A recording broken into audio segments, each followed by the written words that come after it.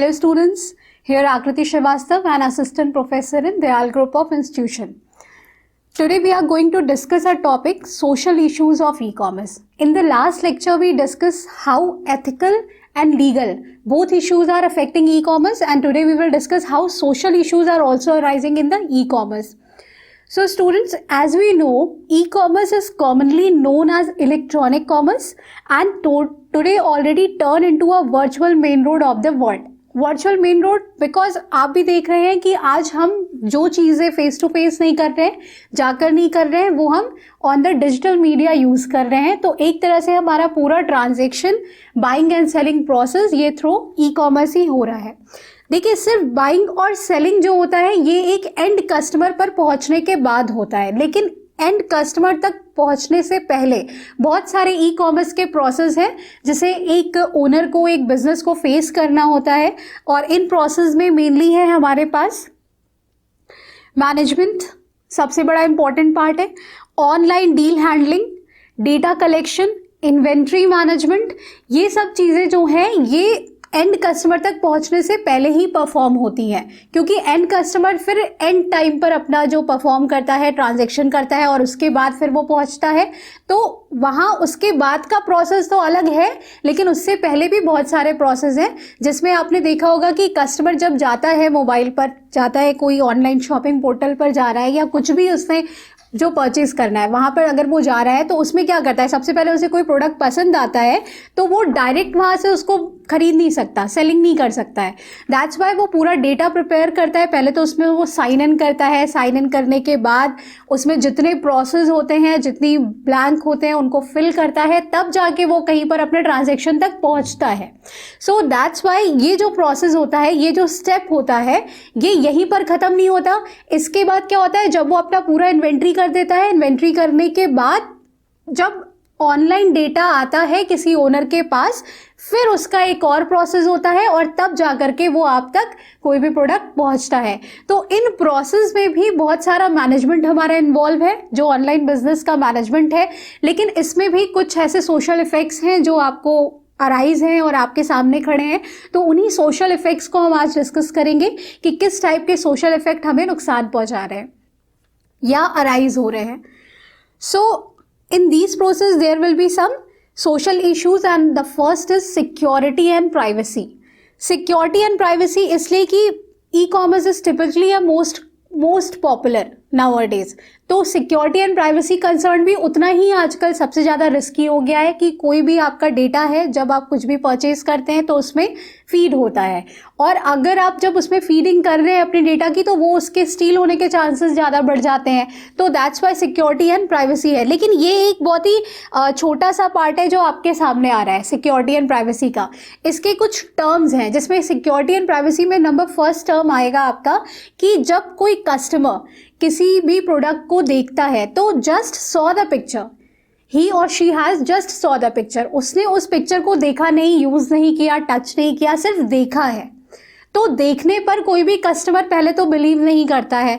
So that's why बहुत लोग उस चीज़ को प्रेफर ही नहीं करते हैं.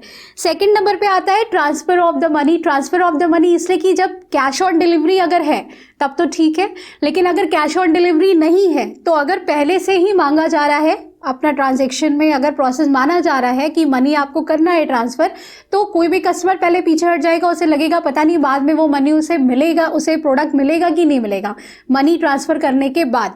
तो इसलिए कस्टमर को इस पर भी बिलीव नहीं होता है. थर्ड टर्म आता है रियल प्राइस एंड मार्केटिंग. ये ज़रूरी नहीं है कि आपने अगर ऑनलाइन कुछ परचेज़ किया है तो मार्केट डायनेमिक्स के अकॉर्डिंग प्राइस वहाँ पे अवेलेबल है. कभी कभी ऐसा भी होता है कि कुछ बिजनेस ओनर उसमें 2 टाइम्स और 3 टाइम्स मोर आपको प्राइस शो करते हैं बिकॉज ऑफ द प्रॉफिटेबिलिटी, कि उनको प्रॉफिटेबिलिटी हो उसमें, और बाद में आपको उन्हीं प्राइसेस पर ऑफर देते हैं. तो जो रियल प्राइस आपको मार्केट की नहीं दिखती है वहाँ, ये भी एक बहुत बड़ा इशू है, सोशल इफेक्ट है जो अराइज होता है और पीपल के माइंड में बहुत जल्दी घर कर जाता है कि नहीं, हमें ऑनलाइन चीज़ें सही रेट पे नहीं मिलेगी, गुड प्राइसिंग नहीं मिलेगी. दैट्स वाई वो उसको प्रेफर नहीं करते हैं. तो ये 3 चीज़ें मेनली आपकी सिक्योरिटी एंड प्राइवेसी में कंसर्न कर रही हैं, और अगर इन 3 चीज़ों को मेंटेन नहीं किया जाता है तो हमारी आईटी बिजनेस के लिए भी एक बहुत बड़ा नुकसान है, क्योंकि कस्टमर फिर ई बिजनेस को थ्रू आउट नहीं लेगा. नेक्स्ट अब हम आते हैं, पहला इशू हमारा सिक्योरिटी एंड प्राइवेसी था, second is transport issue. Transport issue इसलिए अराइज होता है कि मैंने कोई प्रोडक्ट परचेज किया, साइन इन कर लिया, साइन इन करने के बाद मैंने उसको कर दिया, पेमेंट सब हो गया। अब आता है कि वो आप तक पहुंचता कैसे है। तो कभी कभी तो वो डिलीवर नहीं भी होने के चांसेस बढ़ जाते हैं। कभी कभी इसलिए कस्टमर्स को ऐसा लगता है कि भाई पता नहीं वो हम तक डिलीवर होगा कि नहीं होगा, कि डिलीवरी हमारे घर तक पहुंचेगी कि नहीं पहुंचेगी। भाई हम क्या चाहते हैं, ऑनलाइन का हमारा पर्पज़ ही यही है कि कोई भी डिलीवरी हमारे घर तक पहुंचे, हमें उसको लेने कहीं ना जाना पड़े। लेकिन अभी आपको भी पता होगा बहुत सारे ऐसे एरियाज़ हैं जहाँ पे जो हमारे शिपमेंट है वो वहाँ नहीं पहुँचती है। जो शिपमेंट डिलीवरी लेते हैं बहुत सारे हैं, जैसे किसी भी अमेज़ॉन या फ्लिपकार्ट की जो शिपमेंट डिलीवरी का उन्होंने फ्रेंचाइजी लिया होगा, वो लोग नहीं पहुँच पाते वहाँ तक। तो दैट्स वाई कहीं ना कहीं ये ट्रांसपोर्ट इशू भी बहुत बड़ा एक मैटर है जो इफ़ेक्ट कर रहा है हमारे सोशल इश्यूज़ को, और जो हमारे कस्टमर हैं उनके माइंड में ये पैदा कर रहा है कि पता नहीं वो हमारे तक पहुंचेगा कि नहीं पहुंचेगा। तो इसको मेंटेन करना भी बहुत ज़रूरी है। देखिए इसमें भी कुछ टर्म है। पहला तो ये कि जब भी कोई प्रोडक्ट कस्टमर ले रहा है और अपना डेटा उसमें डाल रहा है, फीड कर रहा है, तो एक बहुत अच्छा बिजनेस का डेटा मैनेजमेंट सिस्टम होना चाहिए जिसके थ्रू वो मैनेज करके उस प्रोडक्ट को उस कस्टमर तक प्रॉपर तरीके से पहुंचा पाए। दूसरा क्या होता है कि कभी कभी आपने देखा होगा कि जब कोई भी हम लॉगिन करते हैं किसी पर भी किसी प्रोडक्ट के लिए, तो हमने देखा होगा कि जो उसमें डिलीवरी चार्जेस होता है वो अकॉर्डिंग टू वेट होता है। जो भी शिपमेंट चार्जेस उसमें लग रहा होगा वो अकॉर्डिंग टू वेट चार्ज लगेगा। सो दैट्स वाई ये भी हम जो कस्टमर्स हैं वो हमारे लिए कहीं ना कहीं नुकसान रखता है कि भाई कभी कभी ऐसा होता है कि जितने का प्रोडक्ट नहीं होता, कोई बहुत छोटा प्रोडक्ट अगर आप परचेस कर रहे हैं तो जितने का प्रोडक्ट नहीं होता उतना ही उसका डिलीवरी चार्ज भी हो जाता है। तो ये भी कहीं ना कहीं हमें बैक लेने को कहता है स्टेप कि भाई हमें क्या ज़रूरत है, इससे अच्छा हम उतना एक्सपेंस खर्च करके चले जाएँ और जाकर हम मार्केट से लेकर आ जाएँ। तो हम वो छोटे प्रोडक्ट्स ऑनलाइन बाय नहीं करते, हम सोचते हैं हम डिलीवरी चार्जेस हमें पे करना पड़ेगा। हमें ऐसा लगता है कि भाई मार्केटिंग प्राइस अगर ट्रिपल है तो हम क्यों पे करें ऑनलाइन, बेस्ट इज़ कि हम खुद जा करके उसको परचेस कर लें। नंबर थर्ड जो हमारे सामने आता है, फर्स्ट हमारा सिक्योरिटी एंड प्राइवेसी हो गया, थर्ड ट्रांसपोर्ट इश्यू हो गया, third is complexity of process है। कॉम्प्लेक्सिटी ऑफ प्रोसेस इसलिए है क्योंकि जो लोग बहुत लिटरेट हैं, जो आईटी को समझते हैं, जो टेक्नोलॉजी से बहुत ज़्यादा हैं, जुड़े हुए हैं, उनके लिए तो ठीक है, बहुत सारे स्टेप दे दिए, फॉलो हो गया। बट जब ये प्रॉब्लम आती है कि जो हमारे इलिटरेट हैं या बहुत ज़्यादा टेक्नोलॉजी से जुड़े हुए नहीं हैं, उनको ये स्टेप्स फॉलो करने में काफ़ी प्रॉब्लम है। क्योंकि उनके लिए क्या होता है कि भाई कई स्टेप्स फॉलो करने पड़ते हैं किसी भी प्रोडक्ट को मंगाने के लिए। पहले आप साइन इन करिए, उसमें डिटेल डालिए, आपको एड्रेस डालना है, प्रूफ किया जाता है ना, वेरिफिकेशन होता है, आपके पास OTP आता है। ये सारी चीज़ें सबके लिए पॉसिबल नहीं है। जो लोग टेक्नोलॉजी से जुड़े नहीं हैं उनके लिए तो बहुत ही प्रॉब्लम क्रिएट करता है। तो कहीं ना कहीं ये कॉम्प्लेक्सिटी ऑफ प्रोसेस भी अराइज होता है ई-कॉमर्स में और लोगों को IT से जुड़ने से रोकता है, बैक ले लेते हैं लोग अपने स्टेप्स। लेकिन भाई जो लोग इससे जुड़े हुए हैं वो सारे स्टेप्स को फॉलो कर पाते हैं और अपना परचेज कर पाते हैं।